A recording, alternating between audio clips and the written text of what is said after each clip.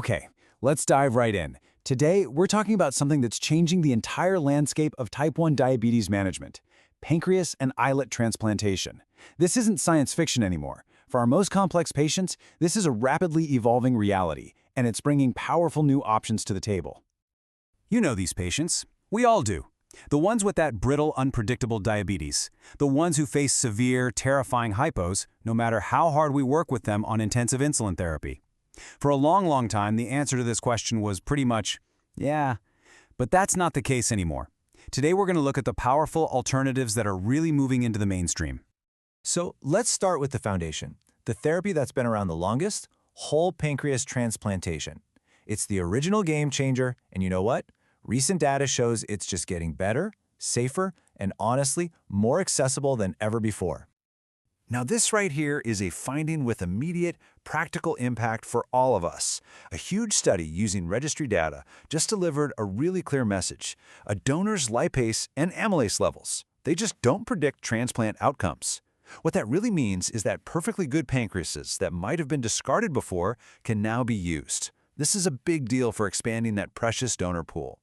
And it's not just about the donor pool. The surgeries themselves are getting so much better. I mean, just look at these numbers from one center's study.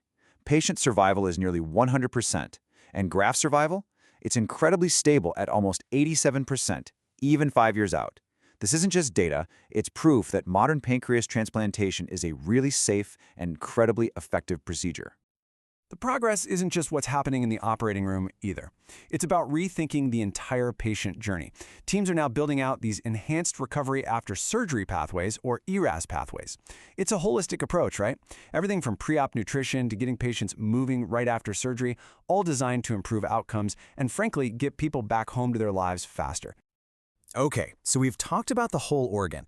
Now let's shift gears and zoom right down to the cellular level, because this is where a truly revolutionary therapy has just crossed the line from experimental to clinical reality. So let's meet donacellcel, which goes by the brand name Lantidra. In June of 2023, this became the very first FDA-approved cellular therapy for type 1 diabetes. Think about that. We're talking about purified islet cells from a donor that are simply infused into the patient's portal vein. This is not a massive surgery, it's a cell-based intervention. It is a fundamental paradigm shift in how we can treat this disease. So, you're probably wondering, how well does it actually work? Well, get this. In the clinical trials, an incredible 70% of the people who got this treatment, that's 21 out of 30, were completely off insulin for a year or even longer. And some of them, 10 of them, were insulin-free for more than 5 years. For a patient who's been fighting hypoglycemic unawareness, this is, well, it's completely life-changing. And this really shows you the elegance of the approach. On one side, you see the actual purified islet cells that do all the work. On the other, a simple depiction of the procedure itself, a cellular infusion. It's such a huge leap, moving from the complexities of major organ surgery to a more targeted, less invasive way to restore the body's own insulin production. But here's the thing. Both whole pancreas transplants and donor islet infusions share the same critical bottleneck. There just aren't enough donors. And that brings us to the final and maybe most exciting part of our story, the regenerative horizon, where scientists are tackling this challenge head-on. Right. The problem is simple. The demand for organs and islets just blows the supply out of the water. So what's the solution? Well, the goal is to create a brand new, basically unlimited supply of insulin-producing cells, and that's where regenerative medicine comes in. And the key to this whole thing seems to be what are called induced pluripotent stem cells, or iPSCs. Now, this is amazing stuff. Scientists can essentially take a patient's own cells, like a skin cell, and reprogram them, turn back the clock to a stem cell state. From there, they can guide them to become new, fully functional, insulin-producing beta cells. Just imagine what that could mean. A limitless, personalized source of islets for anyone who needs them.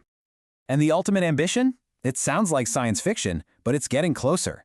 3D bioprinting a fully functional bionic pancreas. Of course, there are huge challenges to solve.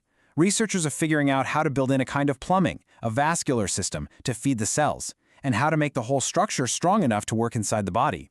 It's still on the horizon, but that horizon is definitely getting brighter. But okay, let's bring it back from the future to the clinic today. Because for all this incredible technology we've been talking about, this slide shows us what still matters most: The data is crystal clear. The single best predictor of whether a pancreas graft will survive long-term is the patient's HbA1c at the 1-year mark. It's a vital reminder that even with these amazing advances, meticulous glycemic management is and will continue to be the absolute cornerstone of success. So when you step back and look at all of this together, what does it all mean? Well, I think we're really witnessing the birth of a whole new way to think about treating type 1 diabetes. We're moving beyond just managing the disease to actually replacing the function that was lost in the first place. You can see the path forward, right? First, we're refining surgery, making it safer and more effective than ever. Next, we're embracing cellular therapy as this incredible, less invasive tool. And finally, we're pioneering regenerative medicine to once and for all solve the problem of supply. It's really a journey from replacement to true regeneration. And that really leaves us with one last big question. As these cellular cures like Lantidra become more and more a part of our clinical reality, our role as endocrinologists is going to fundamentally change. We might soon be spending less time adjusting insulin doses and more time managing immunosuppression, monitoring the health of these cellular grafts, and guiding our patients through a whole new world of therapy. The future isn't just coming, it's here, and it's time for us to get ready for it.